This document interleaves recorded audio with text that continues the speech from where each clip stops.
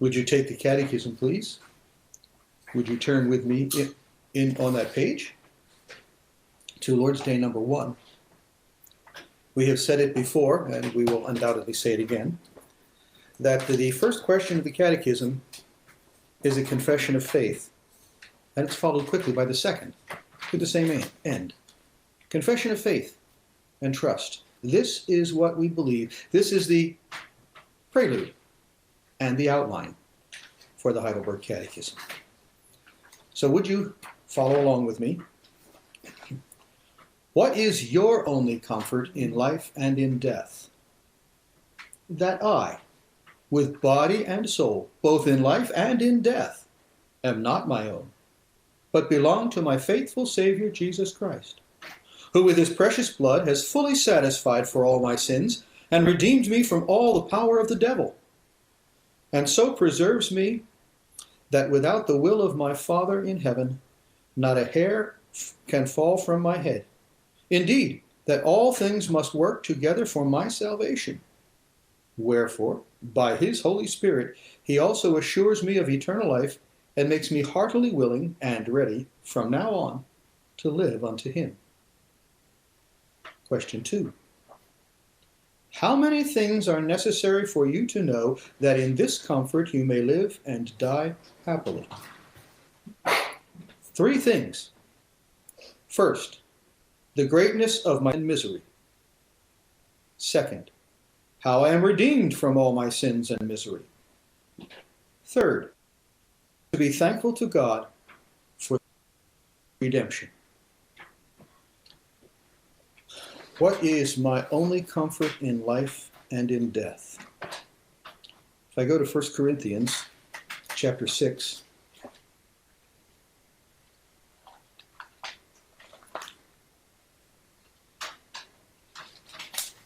verses 19 and 20. Do you not know that your body is the temple of the Holy Spirit who is in you, whom you have from God, and you are not your own? For you were bought at a price. Therefore glorify God in your body, and in your spirit, which are God's. You belong to God because he purchased you. Yes, he purchased you before the world began, before you were created, before the world was created. But he paid the price for purchasing you on the cross. That's what John's been telling us in the sermons. That's what the Catechism is saying. Remember, please, who you are. Your only comfort in life and death is not that you're the greatest, not that you are the wisest, not that you're Christ by the Holy Spirit, John chapter 3. I've been given that life from above, and I'm expected to live like that. And I can, well, with the work of the Holy Spirit, he can make what I do acceptable. Yes, I will still be a sinner. Paul says that in Romans 7. I will still be a sinner, but it won't be the last word. The last word will be, but I died for him. That's Jesus' word at the judgment. That's my comfort in life and death. That Jesus Christ has committed himself to us, to me, so strongly, so completely, that there is no possibility that I could be lost or that anything could happen to me that he hasn't planned. If I were to turn to 1 Peter chapter 1 and start with verse 17. Now if you call on the Father, who without partiality judges according to each one's work, conduct yourselves throughout the time of your stay here in fear, knowing that you were not redeemed with corruptible things like silver or gold from your aimless conduct received by tradition from your fathers, but with the precious blood of Christ, as of a lamb without blemish and without spot. Indeed, he was foreordained before the foundation of the world, but was manifest in these last times for you, who through him believe in God, who raised him from the dead and gave him glory, so that your faith and your hope are in God, not in you, not in anything that you have done or can do or will do. Your faith and your hope are in him. That's the only thing we have. Aside from that, we are dead, We are doomed. We have nothing. I want to say that because the Catechism is saying that. The Catechism is going to emphasize that. The Catechism is based on the concept, as question 2 says, we'll get there in a few minutes. What are the 3 things you need? The greatness of my sin and misery. We don't want to hear that in our day. We don't want to hear that in many churches. But the Bible wants us to hear it.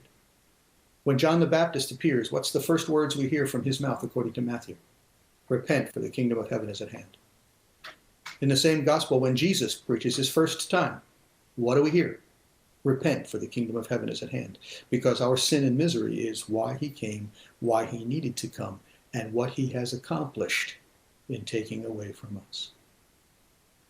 So if I don't know how much he has done for me, I'm much less likely to be committed to him. If I know how much I owe, then I'm committed to pay it back. And I understand that. That's what's being said to us. With his precious blood, he has fully satisfied for all my sins, redeemed me from all the power of the devil, and so preserves me that without the will of my Father in heaven, not a hair can fall from my head. But that all things must work together for my salvation. Of course, in Romans 8 and in Romans chapter 8, verse 28,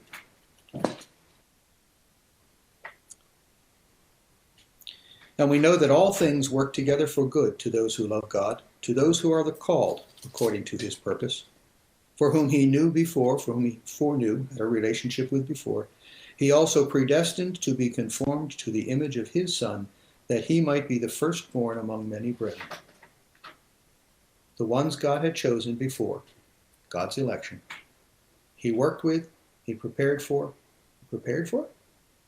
Yeah. You think you've done genealogical research? My brother's into that. Doesn't do much good. But you think you've done genealogical research? God has done genealogical research. He's the one who planned your coming, your genealogy from before Adam was created. And he's prepared everything in your life. If he has done that, then he's already prepared for your salvation. And your hope is in him. And your confidence is in what he has done and what he is able to do. That's what he is capable of doing and what he has done for us. All things must work together for my salvation. Therefore, by his Holy Spirit, he assures me of eternal life, makes me heartily willing. Well, that's a change in behavior, which we're going to be looking at in John 4. How many things are necessary for you to know that in this comfort you may live and die happily? How many things do you need to know? Well, let's see. First, the greatness of my sin and misery, from 1 Corinthians chapter 6. Do not be deceived, beginning in verse 10. Do you not know that the unrighteous will not inherit the kingdom of God?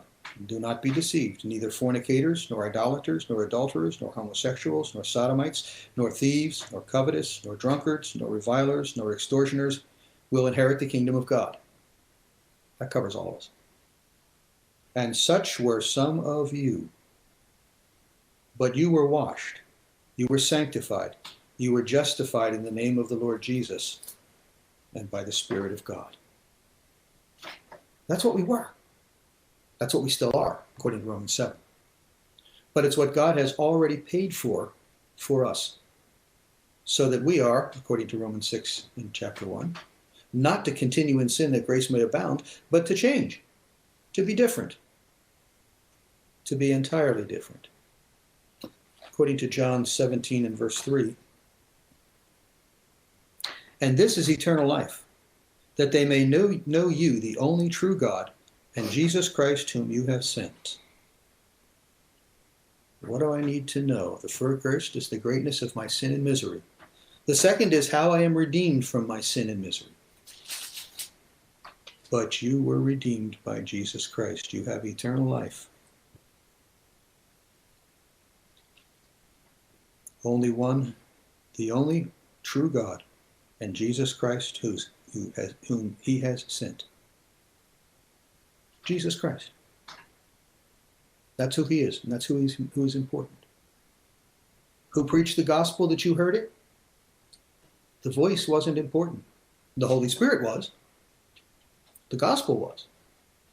But the voice wasn't. The voice was simply a tool that was used. And we'll look at that in the sermon. If I were to turn to Colossians chapter 3 and verse 17. Whatever you do in word or in deed, do all in the name of the Lord Jesus, giving thanks to God the Father through him. So if I know the greatness of my sin and misery, and if I have been given by God the grace to understand what that means and what he has done for me, then my response is to be a life of thanksgiving. Even with COVID. Even with hip replacement surgery. A life of thanksgiving. Even if I'm not as rich as I want, or as famous as I want to be. Even if I'm sometimes picked on. Even if I'm forgotten about. A life of thanksgiving, because that's what God has ordained for me, and what he has promised me in the future is his presence forever. That's where I will be. And that's the good. That's what's important for me to know. That's my only hope, my only comfort and hope in life and in death. That all of those things that happen to me lead me to that life of thanksgiving because of what he has done.